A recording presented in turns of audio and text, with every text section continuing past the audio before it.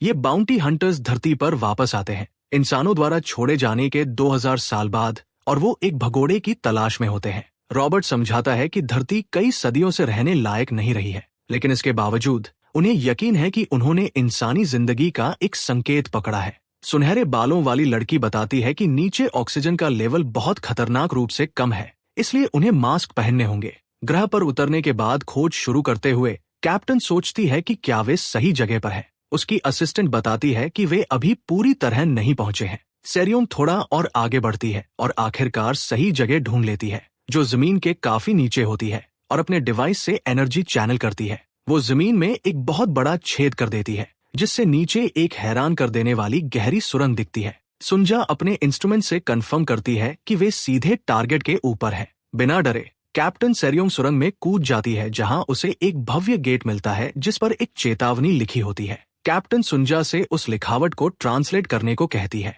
वो बताती है कि ये 2000 साल पुरानी एक प्राचीन भाषा है और इसमें लिखा है, मुझे यहाँ कैद किया गया है, अगर मरना नहीं चाहते तो इसे मत खोलना। डरावनी चेतावनी के बावजूद लड़की को कोई फर्क नहीं पड़ता और वो गेट खोल देती है। अंदर जाते ही सब हैरान रह जाते हैं जब वे देखते हैं कि कुरीबू, एक रोएदार पोकेमॉन, एक ढांचे के ऊपर बैठा है। जिज्ञासा से भरी लड़की उसके पास जाती है और उसके नाक के सिरे पर उंगली से छू देती है। जैसे ही वो उसे छूती है, उसे एक अजीब एहसास होता है। तभी अचानक वो अपनी लंबी नींद से जाग जाता है और बहुत ज्यादा मात्रा में एनर्जी छोड़ देता है। वो उस ताकत को काबू में करने की कोशिश करती है, लेकिन उसकी खुद की शक्ति काफी नहीं होती। एनर्जी इतनी जोर से फटती है कि पूरी गुफा भर जाती है और उससे बाहर निकलकर अंतरिक्ष में घूम रहे उनके जहाज तक पहुंच जाती है। धमाका इतना ताकतवर होता है कि जहाज लगभग तबाह हो जाता है। कैप्टन सेरियन धमाके की ताकत से पीछे उछल जाती है। उसे नहीं पता कि उसका साथी रॉबर्ट ठीक भी है या नहीं।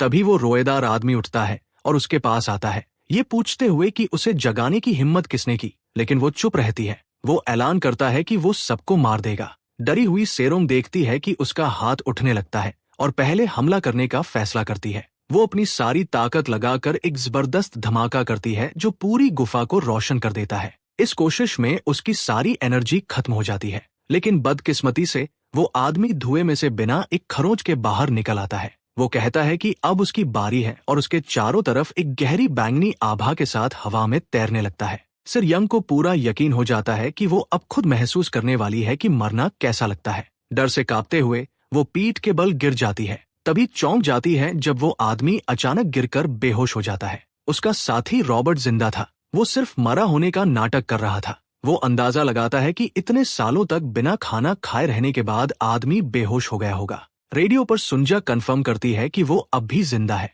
कुछ समय बाद वे उस रहस्यमयी पोकेमॉन को साथ लेकर जहाज पर लौट आते हैं। टीम के सारे मेंबर्स इस फैसले के सख्त खिलाफ होते हैं, लेकिन कैप्टन अपने फैसले का बचाव करती है, ये कहते हुए कि ऐसा प्राणी बहुत कीमती होगा और उसकी कीमत का अंदाजा लगाना नामुमकिन है। वे चर्चा करने लगते हैं कि वे उसे किसे और कितने में बेच सकते हैं। फिर उनका ध्यान उसके बेहोश शरीर पर जाता है और वे सोचते हैं कि जब वो जागेगा तब क्या करेंगे। शेर को पूरा भरोसा था कि जिस खगोलीय रेशमी धागे से उसे बांधा गया है वो टूट नहीं सकता। तभी उन्हें एक अजीब आवाज सुनाई देती है। वो आदमी जाग रहा होता है और उन पर हमला करने की कोशिश करता है, लेकिन सुंजा बस उसे खाना ऑफर करती है और कहती है कि लड़ने से बेहतर सॉसेज होते हैं। सदियों बाद मिली खुशी से भरकर वो आदमी खाना शुरू कर देता है। भूखे प्राणी को देखते हुए सेरोम सुंजा से पूछती है कि उसे कैसे पता था कि ये काम करेगा। लड़की जवाब देती है कि ये साफ था, जो जानवर सदियों से भूखा हो वो खाने के ऑफर को कभी नजरअंदाज नहीं करेगा। पेट भरने के बाद आदमी जो खुद को ली मोई जीन बताता है, ये जानता है कि वे कब्र लूटने वाले नहीं बल्कि बाउंटी हंटर्स हैं। वो जो 2000 सालों से अलग थलग था, अब सीखता है कि इंसानियत ने आपसी संघर्ष में खुद को लगभग खत्म कर लिया था। जो थोड़े बचे उन्होंने ग्रह छोड़ दिया और अंतरिक्ष में रहने लगे। सेरी समझाती है कि अंतरिक्ष में जाने के बाद हर तरह की हिंसा और लड़ाई पर रोक लगा दी गई, जिसमें हर तरह के हथियार, यहाँ तक कि परमाणु हथियार भी शामिल है। यहाँ तक कि मार्शल आर्ट्स की प्रैक्टिस भी बैन कर दी गई। वो उसे बताती है कि अब वे गैलेक्टिक कैलेंडर फॉलो करते हैं। आदमी गुस्से से भर जाता है। उसे यकीन नहीं होता कि इंसान अंतरिक्ष में रह सकते हैं और वो सबको मारने की धमकी देता है। जवाब में ग्रुप बस जहाज की मुख्य खिड़की की तरफ इशारा करता है। वहां से अब धरती कैसी दिखती है ये साफ दिखता है। वो अब वैसा नीला और जीवंत ग्रह नहीं रहा, शेर कहती है कि ग्रह अब असल में बेहतर दिखता है, क्योंकि इंसानों की वजह से जो नुकसान हुआ था उससे उबरने के लिए उसे 2000 साल मिल गए। फिर वो जोड़ती है कि उससे बहुत बुरी बदबू आ रही है, जो सदियों तक न नहाने का नतीजा है। वे उसे जहाज के बाथरूम और शॉवर से परिचित कराते हैं। जब वो आदमी नहाकर और बाल कटवा कर बाहर आता है तो क्रू अपनी आंखों पर यकीन नहीं कर पाता। ये कोई पोकेमोन या भयानक बूढ़ा आदमी नहीं था, उसका शरीर एक बेहद खूबसूरत जवान लड़के का था। शेर हैरान रह जाती है, ये महसूस करते हुए कि उसने इतने सालों में इतना सुंदर लड़का नहीं देखा था। बाद में जब ली अंतरिक्ष के शानदार नजारे को देख रहा होता है, उसे अचानक गाल पर एक चुटकी लगती है। ये सेरोंग होती है। वो बस ये पक्का करना चाहती थी कि उसके सामने खड़ा लड़का सच में 2000 साल का है। वो उसे याद दिलाती है कि जो साल उसने हाइबरनेशन में बिताए वो गिनती में नहीं आते, बस ताकि उसे पता रहे। कैप्टन जब नए लड़के से सवाल कर रही होती है, रॉबर्ट और सुंजा उन्हें देखते रहते हैं, ये सोचते हुए कि पूरी स्थिति कितनी अजीब है। जल्द ही वे एक इमारत पर पहुंचते हैं जो प्लीयड्स में एक एस्ट्रॉयड के अंदर बनी होती है। प्लीयड्स मिल्की वे में तारों का एक समूह है। वो इमारत एस्ट्रॉयड स्पेस टैवर्न होती है, जहां अंतरिक्ष में रहने वाले लोग मस्ती करने आते हैं। टैवर्न के अंदर वाइल्ड क्रेन नाम का एक सराय होता है, जहां नीचे लोग खाना पीना कर रहे होते हैं। एक टेबल पर सुंजा डर के मारे देखती है जब वो कुछ ऐसा देखती है जो उसे हैरान कर देता है। नया लड़का उसे सीधे घूर रहा होता है, ये सोचते हुए कि इसमें इतनी बड़ी बात क्या है। वो अकल्पनीय दृश्य अब साफ होता है जब हमारा लड़का एक साथ 6 हॉट डॉग्स अपने मुंह में ठूस लेता है, जबकि उसके सामने अभी भी हॉट डॉग्स का एक पहाड़ रखा होता है। रॉबर्ट धीरे से सुंजा से पूछता है कि कोई इंसान इतना कैसे खा सकता है, और सुंजा बताती है कि वो पिछले 2000 सालों से भूखा था। रॉबर्ट और ज्यादा परेशान हो जाता है और पूछता है कि क्या वो अपनी भूख मिटाने के लिए 2000 साल का खाना खा जाएगा। इस पर सुंजा कहती है कि जिस तरह से वो खा रहा है उसे देखकर तो ऐसा ही लगता है। कुछ ही पलों बाद हमारा लड़का सारी प्लेटें साफ कर देता है और बाउंटी हंटर्स को घूर कर देखने लगता है, शायद ये उम्मीद करते हुए कि वो एक और ऑर्डर करेंगे। इसी बीच वाइल्ड क्रेन इनका मालिक वोंग द 18th शेर से बात करता है और उसकी रिक्वेस्ट से काफी दिलचस्पी लेता है। वो पूछता है कि क्या वो सच में किसी ब्रोकर को ढूंढ रही है। सेरी कंफर्म करती है और कहती है कि वो कोई अमीर और ताकतवर इंसान होना चाहिए, क्योंकि जो चीज वो बेचने वाली है वो बेहद महंगी और कीमती है। वो मजाक में पूछता है कि आखिर चीज कितनी महंगी होगी जो आमतौर पर शांत रहने वाली ब्लेजिंग डेविल को इतना बेचैन कर दे। शेर उससे पूछती है कि अगर 2000 साल पुराने मार्शल आर्ट्स मैन्युस्क्रिप्ट्स का पूरा कलेक्शन हो, वो भी सारे ओरिजिनल और सारे रैंक, तो उनकी कीमत कितनी होगी। उसकी बात सुनकर वोंग चौकन्ना हो जाता है, अपनी छोटी छोटी आंखें खोलता है और सिगरेट का कश लेना रोककर ध्यान से सुनने लगता है। वो फिर से कश लेता है और धुएं का गुबार छोड़ते हुए उसके सवाल पर सोचता है। कुछ देर बाद कैप्टन के जाने के बाद वोंग अकेला बैठा दिखता है। पास खड़ा एक गार्ड उससे पूछता है कि क्या जो उसने कहा वो सच हो सकता है। वो आगे कहता है कि 2000 साल पुराने रैंक ओरिजिनल मैन्युस्क्रिप्ट्स तो बेहिसाब कीमती होंगे। वोंग बस सिगरेट पीता रहता है और कहता है कि उन मैन्युस्क्रिप्ट्स की कीमत 0 क्रेडिट है। गार्ड दोबारा पूछता है कि कहीं उसने गलत तो नहीं सुना, क्योंकि ऐसी चीजें तो दौलत के बदले बिक सकती हैं। इनकीपर फिर दोहराता है कि उनकी कीमत 0 क्रेडिट है। वो समझाता है कि अगर ऐसी चीजें सच में होती तो सिर्फ एक किताब से ही एक पूरा ग्रह खरीदा जा सकता था। वो सोचता है कि ब्लेजिंग डेविल जैसी एक मिड टियर बाउंटी हंटर इतने सारे कैसे ढूंढ सकती है, इसका मतलब ये सब नकली होंगे। वो गार्ड से कहता है कि हवा में उड़ना बंद करे और उन्हें बाहर निकाल दे। उधर सेयोंग टेबल पर लौटती है और पूछती है कि सुनुंजा अचानक कहाँ चली गई। रॉबर्ट बताता है कि वो और सप्लाईज लेने गई है और पूछता है कि इनकीपर से उसकी बात कैसे रही। सेरियों की आंखें चमक उठती हैं और वो कहती है कि बातचीत अच्छी रही। वो ये भी बताती है कि वोंग ने वादा किया है कि जैसे ही उसे कोई खरीदार मिलेगा वो तुरंत संपर्क करेगा। तभी उसका ध्यान सामने की तरफ जाता है। सामने नया लड़का बेंच पर आराम से बैठा होता है और उसके सामने दर्जनों खाली प्लेटें पड़ी होती है। साफ दिख रहा होता है कि उसने सारा खाना खा लिया है। कैप्टन रॉबर्ट से कहती है कि ये मुमकिन नहीं है कि उसने इतना सारा खाना खा लिया हो, और उम्मीद करती है कि उसकी आंखें धोखा दे रही हों। रॉबर्ट बस इतना कहता है कि किस्मत अच्छी है कि वो अब खाना बंद कर चुका है। कैप्टन पछतावे में अपना सिर पकड़ लेती है और कहती है कि अगर पैसे का लालच ना होता तो वो कुछ और करती। इसी दौरान टैवर्न का दरवाजा जोर से खुलता है। आवाज सुनकर सब लोग पीछे मुड़कर देखते हैं कि नए मेहमान कौन है। कुछ आदमी अंदर आते हैं और वो मुसीबत जैसे लगते हैं। सेयोंग उन्हें देखते ही सतर्क हो जाती है, क्योंकि वो उन्हें पहचान लेती है। वो उन गंभीर दिखने वाले आदमियों को हेवनली डेमन सेक्ट के लोग बताती है। कितना अजीब है, डेमन और हेवन एक ही नाम में, जो स्क्वाड अंदर आई होती है उसका लीडर चारों तरफ नजर दौड़ाता है जैसे किसी को ढूंढ रहा हो। वो फ्यूचरिस्टिक लेंस से टैवर्न में बैठे लोगों के प्रोफाइल देखता है। इसी बीच सेरोंग कंफर्म करती है कि टैवर स्कैन करने वाला शख्स हेवनली डेमन सेक्ट की रेड वुल्फ स्क्वाड का लीडर है जिसका नाम सांजिन वू है। रॉबर्ट भी कंफर्म करता है और बताता है कि रेड वुल्फ प्लाटून सेक्ट के इंस्पेक्टर्स होते हैं। वो पूछता है कि वो यहाँ क्यों है, तो सेरांग बताती है कि वो ट्रैकिंग में स्पेशलिस्ट होते हैं, यानी वो किसी का पीछा कर रहे होंगे। वो धीरे से कहती है कि उनसे आंखें न मिलाए वरना वो चिढ़ सकते हैं। हमारा लड़का ये सब सुन लेता है और पूछता है कि क्या उन्होंने अभी डेमन सेक्ट का जिक्र किया। सेरी उसकी तरफ मुड़ती है और सोचती है कि उसे सेक्ट में इतनी दिलचस्पी क्यों है। नया लड़का, जिसके मुंह पर अब भी हॉट डॉग के टुकड़े लगे होते हैं, पूछता है कि क्या वो हेवनली डेमन सेक्ट की ही बात कर रहे हैं और लगता है वो उन्हें पहचानता है। कैप्टन उससे पूछती है कि जब वो हजारों सालों से सोया हुआ था तो उसे हेवनली डेमन सेक्ट के बारे में कैसे पता। फिर उसे एहसास होता है कि ये सेक्ट उसके जमाने में भी मौजूद रही होगी। हमारा लड़का हैरानी से उसे देखता है और पूछता है कि लोग हेवनली डेमन सेक्ट के सामने भाग क्यों नहीं रहे। वो कहता है कि अगर वो सच में डेमन सेक्ट के मेंबर हैं तो यहाँ अफरात फरी मच जानी चाहिए थी। सेरियोंग उससे पूछती है कि लोग क्यों भागेंगे।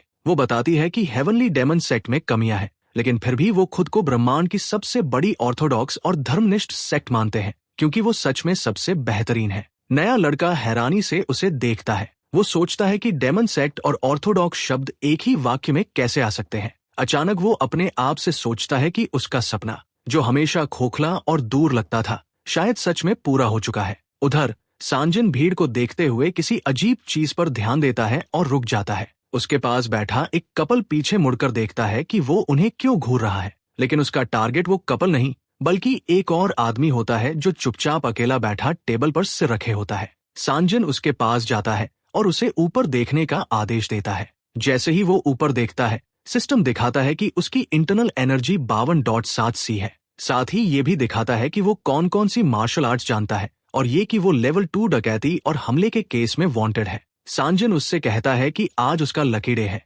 क्योंकि वो उनका टारगेट नहीं है। वो उसे तुरंत मार्शल अलायंस जाकर सरेंडर करने का हुक्म देता है और धमकी देता है कि वरना उसे नुकसान होगा। सांजिन बीच वाक्य में ही रुक जाता है और उसकी आंखें फैल जाती हैं क्योंकि उसे कुछ अजीब महसूस होता है। किसी का हाथ उसके सिर पर आकर टिक जाता है और सांजिन खाली नजरों से सोचता है कि इतनी हिम्मत किसकी हो सकती है जो उसके इतने पास आए और उसके सिर पर हाथ रखे। वो कोई और नहीं बल्कि हमारा मार्शल आर्ट्स मास्टर होता है जो सांजिन के सिर को बिल्ली की तरह सहलाने लगता है। हमारा लड़का कहता है कि वो काफी काबिले तारीफ लगता है और अब भी बच्चे की तरह उसका सिर थपथपाता रहता है। मार्शल आर्ट्स मास्टर सांजिन से कहता है कि उसका वो नामुमकिन सा सपना आखिरकार सच होता दिख रहा है। इसी बीच टैवर्न में मौजूद लोग जम जाते हैं और उसे घूरकर देखने लगते हैं क्योंकि उन्होंने आज तक किसी को भी डेमन सेक्ट के किसी मेंबर के पास जाने की इतनी हिम्मत करते नहीं देखा था। ताश खेल रहे कुछ लोग भी खेल रोक देते हैं, ये समझते हुए कि ऐसी मुठभेड़ से सिर्फ मुसीबत ही आ सकती है। मार्शल आर्ट्स मास्टर उनसे कहता है कि उन्हीं लोगों ने उसका सपना पूरा कर दिया है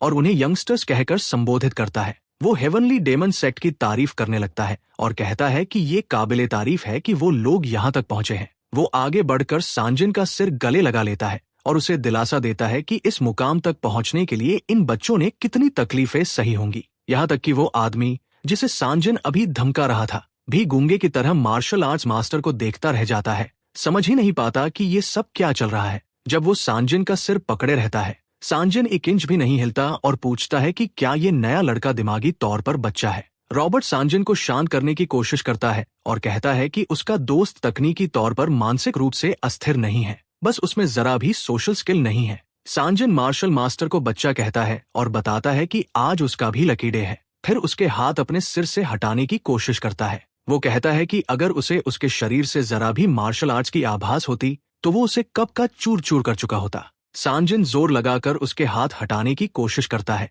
लेकिन उसे एहसास होता है कि ये उसकी सोच से कहीं ज्यादा मुश्किल है और वो जूझने लगता है। उसे हैरानी होती है कि इतनी एनर्जी लगाने के बाद भी वो उस बच्चे का हाथ नहीं हटा पा रहा। रॉबर्ट सोचने लगता है कि रेड वुल्फ गैंग का लीडर इतना कराह क्यों रहा है और सेरन से पूछता है कि क्या कुछ गड़बड़ है, लेकिन वो कहती है कि उसे भी नहीं पता। सांजिन और ज्यादा जोर लगाता है, अपनी मार्शल आर्ट्स तकनीक से ताकत बढ़ाता है, मगर फिर भी कामयाब नहीं होता और गालियां देने लगता है। आखिरकार सांजिन अपनी इंटरनल एनर्जी ड्राइव का इस्तेमाल करने का फैसला करता है। सिस्टम मैक्स ड्राइव रेट पर ब्लड वुल्फ आर्ट एक्टिवेट कर देता है। सांजिन की आंखें पूरी तरह सफेद हो जाती हैं और वो एक अलग ही मोड में चला जाता है। वो भारी मात्रा में ताकत छोड़ता है, नए लड़के को पीछे धकेल देता है और चिल्लाकर उसे बकवास बंद करने को कहता है। उसकी छोड़ी हुई एनर्जी इतनी जबरदस्त होती है कि पूरा इन घिर जाता है और कई टेबल्स उड़ जाती हैं। देखने वाले डर के मारे उसे देखते रह जाते हैं, समझ जाते हैं कि अब असली तमाशा शुरू होने वाला है। उसके सबॉर्डिनेट्स पीछे से मुंह खोले देखते रहते हैं। मार्शल आर्ट्स मास्टर जल्दी से अपने दोस्तों के पास लौट जाता है और सांजिन से लगभग 1 मीटर की दूरी बना लेता है, जो पूरा बिल्डिंग गिराने पर तुला होता है। जब सांजिन देखता है कि उसका दुश्मन जरा भी घायल नहीं हुआ और दुकान को कितना नुकसान हो चुका है, तो वो थोड़ा शांत होता है। सेरोंग रॉबर्ट से कहती है कि लगता है रेड वुल्फ स्क्वाड लीडर हाल के दिनों में ठीक हालत में नहीं है, इसी वजह से वो नए लड़के के हाथ नहीं हटा पाया। इस बीच हमारा लड़का बस खड़ा रहता है और सांजिन को खाली नजरों से देखता रहता है। रेड वुल्फ स्क्वाड लीडर उसे स्कैन करता है और पूछता है कि वो आखिर है कौन। वो सोचता है कि इतना सारा एनर्जी रिलीज होने के बाद भी वो जरा भी प्रभावित कैसे नहीं हुआ, जबकि वो उसे तुरंत मार देना चाहता था। हालत और खराब तब हो जाती है जब सिस्टम स्कैन दिखाता है कि उस लड़के की कोई इंटरनल एनर्जी या मार्शल आर्ट्स रिकॉर्ड ही नहीं है और वो पूरी तरह डेटाबेस से बाहर है। सांजिन सोचता है कि कोई इंसान बिना इंटरनल एनर्जी के जिंदा कैसे रह सकता है। तभी हमारा लड़का उसकी सोच तोड़ते हुए कहता है कि जो ब्लड वुल्फ डेमन आर्ट उसने अभी इस्तेमाल की है, वो heavenly demon body cultivation arts में लो लेवल मानी जाती है, लेकिन वो ये भी तारीफ करता है कि सेक्ट इसे आज तक पास डाउन कर पाई है। वो बताता है कि दिक्कत बस इतनी है कि उसकी इंटरनल एनर्जी और ची आपस में तालमेल में नहीं है, क्योंकि उसकी ट्रेनिंग मेथड में खामी है। वो उसे दिलासा देता है कि आज उसका लकी डे है, क्योंकि वो खुद उसकी ये गलती सुधारने वाला है, जो जिंदगी में एक बार मिलने वाला मौका है। सांजिन उसकी बातों से और चिढ़ जाता है और उसे पागल कहता है। वो तरल आग जैसी शक्ति बुलाता है और वहीं उसे मारने की कोशिश करता है। वो एक जलती हुई हाथ जैसी आकृति बनाता है, जिसे वो रेड वुल्फ डेमन क्लॉ का पहला रूप कहता है। वो तेजी से उस पर वार करता है, लेकिन हमारा लड़का बस पीछे झुककर बच जाता है और अपनी जगह से हिलता तक नहीं। उसके पीछे आग की धारा टैवर्न को तबाह कर देती है और लोग घबराकर इधर उधर भागने लगते हैं। सांजिन ताबड़तोड़ हमला करता रहता है और रेड वुल्फ एक्सप्लोजन बुलाता है, लेकिन हमारा लड़का उसे भी जेब में हाथ डाले आराम से बचा लेता है। अब रेड वुल्फ स्क्वाड लीडर पूरी तरह बौखला जाता है और एक साथ कई ताकतें बुलाने लगता है। वो रेड वुल्फ ट्रेमर वेव और रेड वुल्फ घोस्ट क्लॉ एक साथ एक्टिवेट करता है, मगर मार्शल आर्ट्स मास्टर उसे बच्चों का खेल समझकर टाल देता है। सांजिन के सिर की नसें उभर आती हैं। वो अपनी सारी ताकत और दिमाग लगाकर उसे गिराने की कोशिश करता है। वो अपने एक हाथ को राक्षसी पंजे में बदल लेता है और खुद को दानवी आग के बवंडर से घेर लेता है, बस उसे मार डालने के लिए। इस दौरान हमारा लड़का बस उसे देखता रहता है, उसके मूव्स को परखता है, ये समझते हुए कि उसकी इंटरनल एनर्जी काफी है और उसकी फॉर्म सटीक है, लेकिन कहीं न कहीं गड़बड़ है। आखिरकार सांजिन पूरी ताकत झोंक देता है, उसकी आंखें लाल हो जाती है और वो अपनी सारी अटैक्स मैक्स आउट कर देता है। तभी हमारा लड़का गुस्से में आता है और उसका हाथ सांजिन के सिर पर दे मारता है, कहते हुए कि अब बस बहुत हो गया। उस एक वार से रेड वुल्फ स्क्वाड लीडर का सिर मार्शमैलो की तरह दब जाता है, जैसे उसकी खोपड़ी और दिमाग ही बिगड़ गए हों। सांजिन जमीन से टकराकर फर्श तोड़ देता है और हमारा लड़का कहता है कि उसकी मार्शल आर्ट्स बेहद कच्ची है। जहां उसका सिर गिरता है वहां एक बड़ा गड्ढा बन जाता है, मानो कोई उल्का टैवर्न के पत्थर के फर्श से टकराई हो। बाकी स्क्वाड अपने बॉस को मुंह में पत्थर भरे पड़े देख सन्न रह जाते हैं और डरावने मंजर को देखकर उनके मुंह खुले के खुले रह जाते हैं। टवर में मौजूद लोग और भी ज्यादा हैरान हो जाते हैं और आंखें फाड़कर देखते रहते हैं। उन्हें इस अजीब मोड़ की बिल्कुल उम्मीद नहीं थी। सेरी और रॉबर्ट भी उतने ही चौंक जाते हैं, क्योंकि ये पहली बार है जब उन्होंने प्रतिष्ठित हेवनली डेमन सेक्ट के लोगों को इस तरह पिटते देखा है। संजिन जमीन में ही पड़ा रहता है, उसका सिर उस गड्ढे में आराम से टिका होता है जो उसने अपने टकराने से बना लिया था। हमारा बंदा उसके सामने खड़ा होता है, हाथ अब भी जेब में डाले हुए। वो उससे कहता है कि उसने स्किल्स तो सीख ली है, लेकिन तोते की तरह रटकर। वो समझाता है कि असली मार्शल आर्ट सिर्फ तकनीकों की नकल करने का नाम नहीं है, बल्कि उन्हें अपनाने और अपना बनाने का नाम है। सुधार बताने के बाद वो संजिन से कहता है कि अगर उसे बात समझ आ गई हो तो उठकर फिर से उस पर हमला करे। संजिन गड्ढे में ही पड़ा रहता है, शायद उसे दिमाग की सर्जरी की जरूरत है, और मार्शल आर्ट मास्टर गुस्से में उसे उठने के लिए चिल्लाता है। रेड वुल्फ स्क्वाड के बाकी लोग बस खामोशी से देखते रहते हैं, समझ ही नहीं पा रहे कि आखिर हुआ क्या। थोड़ी देर बाद वे भड़क जाते हैं और उससे पूछते हैं कि उसे उनके प्लाटून लीडर पर हमला करने की हिम्मत कहां से आई। वे उसे बच्चा कहकर गाली देते हैं और उसे मारने के इरादे से उसकी तरफ दौड़ पड़ते हैं। वे कई हथियारों और मार्शल आर्ट स्किल्स के साथ उस पर झपटते हैं, लेकिन एमसी वहीं खड़ा रहता है, हाथ अब भी जेब में। कुछ ही पलों बाद कहानी हमें हेवनली डेमन सेक्ट के 32वें डिस्ट्रिक्ट में ले जाती है। बार में मौजूद डेमन सेक्ट के सारे सदस्य घायल पड़े होते हैं। उनके सिरों पर हाथों के निशान छपे होते हैं, जैसे किसी ने खोपड़ियां दबा दी हो। डिस्ट्रिक्ट का कमांडर स्क्रीन पर यह सब देखकर अविश्वास में खड़ा रहता है। एक रोबोट संजन को स्कैन करता है, जो बेहोश पड़ा होता है, और उसकी पलकें खोलकर चेक करता है कि वह जिंदा है या नहीं। उसकी नाक और मुंह से खून बह रहा होता है और कुछ दांत गायब होते हैं। संजन और उसकी टीम को स्ट्रेचर पर डाल दिया जाता है, जबकि हेवनली डेमन सेक्ट के बाकी लोग क्राइम सीन के चारों ओर डू नॉट क्रॉस की लाइन लगा देते हैं। कमांडर जांग रेटो अब भी ये सब देखकर कहता है कि ये अविश्वसनीय है। डिस्ट्रिक्ट के सीनियर एल्डर जो चुनरॉक उसे बताते हैं कि ये सौभाग्य की बात है कि उन्हें सिर्फ गंभीर चोटें आई हैं और जान का खतरा नहीं है। यांग पूछता है कि इसमें सौभाग्य क्या है, जब उसके सामने ऐसे लोग पड़े हैं जिन्हें सर्जरी की जरूरत पड़ेगी। वह कहता है कि सबसे बुरी बात यह है कि उन्हें एक अनजान आदमी ने इस हालत में पहुंचा दिया। वह उस नए आदमी की तस्वीर देखता है, जो तस्वीर में बिल्कुल मासूम लगता है, लेकिन उन्हें नहीं पता कि उसके पास 2000 साल का ज्ञान और ताकत है। जांग फिर से जो से पूछता है कि क्या सच में उनकी रेड वुल्फ प्लाटून को किसी अनजान आदमी ने इस हाल में पहुंचाया है। वह पूछता है कि क्या वह सच में मार्शल अलायंस के डेटाबेस में रजिस्टर्ड नहीं है, जो बताता है कि वह रजिस्टर्ड नहीं है, लेकिन उसके साथ ही रजिस्टर्ड है, जो समझाता है कि वे बाउंटी हंटर्स का एक ग्रुप है, जिन्हें एस डेविल कहा जाता है। वे ज्यादातर क्लास या उससे नीचे के छोटे अपराधियों को साफ करते हैं। वो बताता है कि उनकी लीडर का नाम सारंग है, जिसे ब्लेजिंग डेविल कहा जाता है। इधर एस डेविल एयरक्राफ्ट में नया आदमी बड़ी विनम्रता से टेबल पर बैठा होता है, गले में नैपकिन बांधे, हाथ में चाकू और कांटा लिए खाने का इंतजार करता हुआ। वह सारंग और रॉबर्ट के सामने बैठा होता है, जो बस उसे देखते रहते हैं और समझ नहीं पाते कि क्या पूछे। हेवनली डेमन डिस्ट्रिक्ट में यांग सारंग द ब्लेजिंग डेविल के बारे में और जानना चाहता है,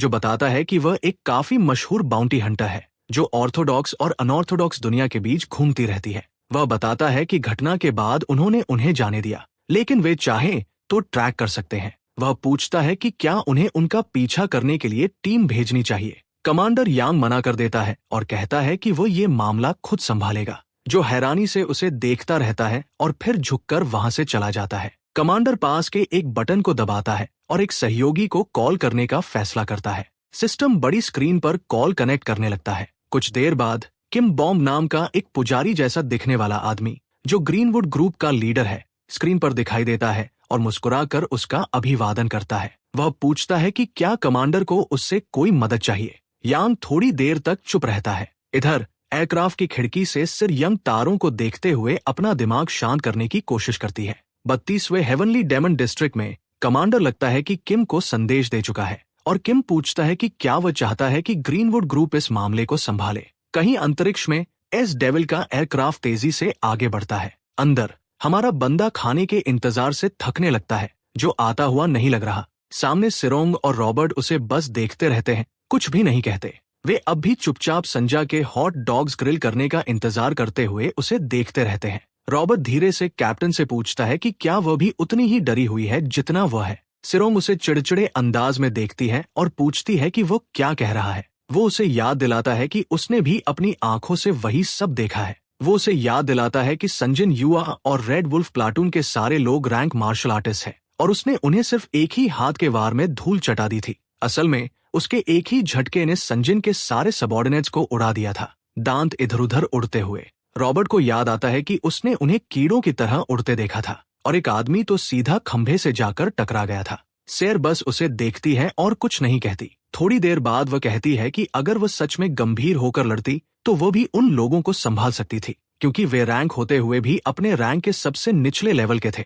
रॉबर्ट मान लेता है कि अगर वो अपनी जान भी दाव पर लगा देता तो भी वो उन्हें बस थोड़ा सा ही खरोंच पाता। वो उसे याद दिलाता है कि मार्शल आर्ट मास्टर ने उन्हें मक्खियों की तरह झटक दिया था और उसे जरा भी मेहनत करते हुए नहीं देखा गया। सेरियोंग उसकी बातें सुन सुनकर थक जाती है और हमारे बंदे की तरफ बढ़ती है। वो जोर से टेबल पर हाथ मारती है, लेकिन वह उसे बिना किसी भाव के देखता रहता है, जैसे सोच रहा हो कि अब क्या प्रॉब्लम है। वो धीरे से कहती है कि उन्हें बात करनी है। वो बस उसे घूरता रहता है और कुछ नहीं बोलता। कुछ देर बाद वह चुप्पी तोड़ता है और कहता है कि बात करने से पहले उसे खाना खाना होगा। संग उसके सामने बैठ जाती है, हाथ बांधकर, और जोर देती है कि पहले बात होगी। वो रूखे अंदाज में उससे पूछती है कि उसका नाम क्या है। रॉबर्ट बीच में बोलकर सुझाव देता है कि उसे सम्मान सूचक शब्दों के साथ संबोधित किया जाए, लेकिन वह झल्लाकर पूछती है कि क्या वो बहरा है, और फिर से उसका नाम पूछती है। तभी सुंजा ताजा ग्रिल किए हुए हॉट डॉग्स की एक बड़ी प्लेट लेकर आती है और हमारे बंदे का ध्यान उधर चला जाता है। कैप्टन उसे चेतावनी देती है कि जब तक बात खत्म न हो वो खाने के बारे में सोचे भी नहीं, और फिर से उससे उसका नाम बताने को कहती है। वो उसे घूरता है लेकिन फिर भी कुछ नहीं कहता। रॉबर्ट हालात संभालने की कोशिश करता है और धीरे से कैप्टन से कहता है कि मशहूर कहावत है, खाते हुए कुत्ते को परेशान नहीं करना चाहिए। इसलिए वह सुझाव देता है कि पहले उसे खाने दिया जाए, लेकिन कैप्टन मानने को तैयार नहीं होती। आखिरकार वो अपना नाम बताता है, ली मार्चिन। सेरांग उससे उसकी पहचान और पिछला पेशा पूछती है ताकि समझ सके कि वह ये सब कैसे कर पाया। वो उसे खाली नजरों से देखता रहता है, हाथ में अब भी चाकू कांटा पकड़े हुए। वो उसे घूरती रहती है, जवाब की उम्मीद में, और ऐसा लगता है जैसे दोनों के बीच घूरने की प्रतियोगिता शुरू हो गई हो। आखिर वह चुप्पी तोड़ता है और कहता है कि वह एक हेवनली डेमन है। सिर्फ हेवनली डेमन नहीं, बल्कि सुप्रीम हेवनली डेमन।